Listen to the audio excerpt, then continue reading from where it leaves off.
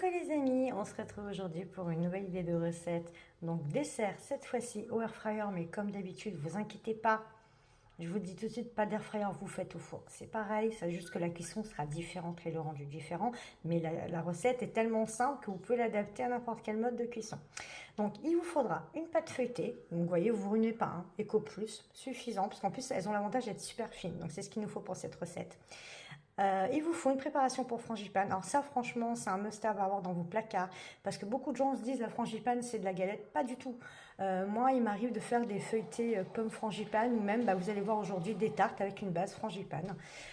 Et une boîte de demi-poire au sirop. Donc c'est une recette franchement qui est très rapide puisque comme vous allez le voir, donc vous allez faire votre frangipane, donc vous suivez les instructions au dos, vous prenez votre sachet, vous rajoutez 75 g de beurre.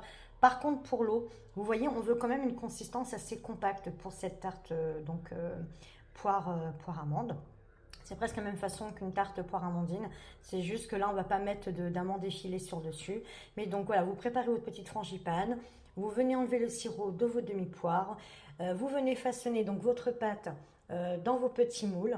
Et maintenant, en fait, c'est encore très rapide puisqu'il va suffire de mettre la frangipane et une belle poire au milieu. Je vous montre ce que ça donne une fois déposé ça dans la cuve. Donc j'ai fait quelques petites entailles sur mes poires, c'est juste pour le côté esthétique, voilà, à la fin de la cuisson. On va utiliser comme d'habitude le menu bake, du causerie, parce que pour les gâteaux, enfin je suis désolée, je sais que ça a créé un débat, mais avec le air fryer Philips XL, je vais y arriver, j'ai abandonné. Je n'utilise que le causerie pour les gâteaux. Et puis il faut savoir, j'ai plus de four, donc j'utilise mon air fryer.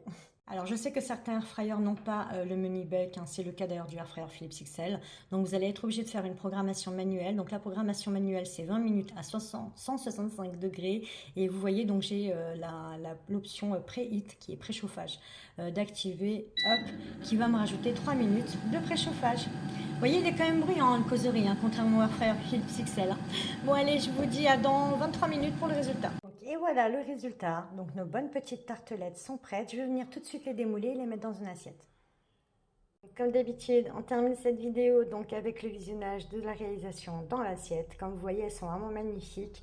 Encore une fois, vous voyez les moules. Franchement, on dirait que je ne les ai même pas utilisés. Et pourtant, j'ai même pas mis de beurre ni rien. J'ai vraiment mis ma pâte, à même le moule en silicone.